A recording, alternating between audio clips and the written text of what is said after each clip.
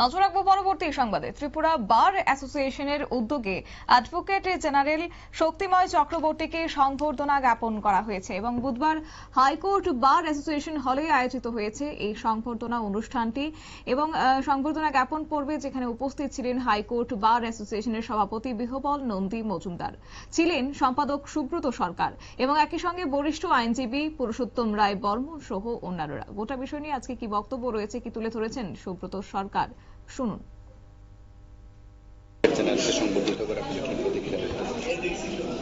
এটা আমাদের বারের ট্র্যাডিশন যে যখন কেউ বার থেকে কোনো অ্যাডভোকেট জেনারেল যখন নেওয়া হয়, সাধারণত আমরা বিগত বছরগুলোতে দেখেছি যে বাইরে থেকে অ্যাডভোকেট জেনারেলরাই আসেন।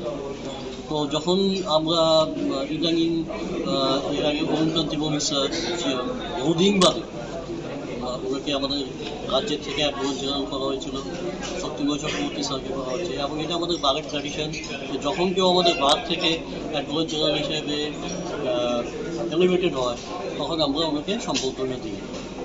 শক্তিময় চক্রবর্তী স্যার সম্বন্ধে যত কম বলা যায় ততই ভালো। ওনাকে চেনে না এমন মানুষ ত্রিপুরা রাজ্যে যারা লিটিগেন্টস আমার মনে হয় কেউ নেই। As an advocate, as a human being উনি অত্যন্ত বিনয়ী এবং প্রচুর জ্ঞানের আধার। আইন সম্বন্ধে ওনার কথা মানে লেজেন্ডারি আমি বলবো যে উনি একজন অ্যাডভোকেট। তো ওনাকে সম্বর্ধনা দিতে পেরে আমরা নিজেরা সম্বর্ধিত হয়েছি এবং আজকে এই যে এতজন লয়ারের উপস্থিতি একটা ছোট্ট সম্বোধনের মধ্যে প্রমাণ করে যে ওনার পপুলারিটিটা কতখানি এবং মানুষের কাছে ওনার অ্যাকসেপ্টেবিলিটি কতখানি। এই কথা বলেই আমি আবার।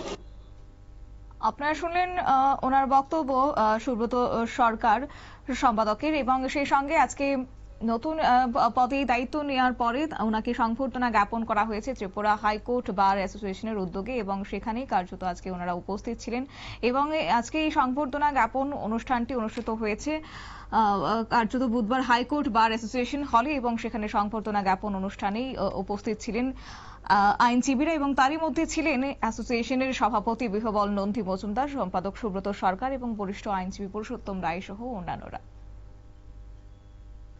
নিয়ে নিচ্ছি ছোট্ট একটি বিজ্ঞাপন বিরতির সঙ্গে থাকুন।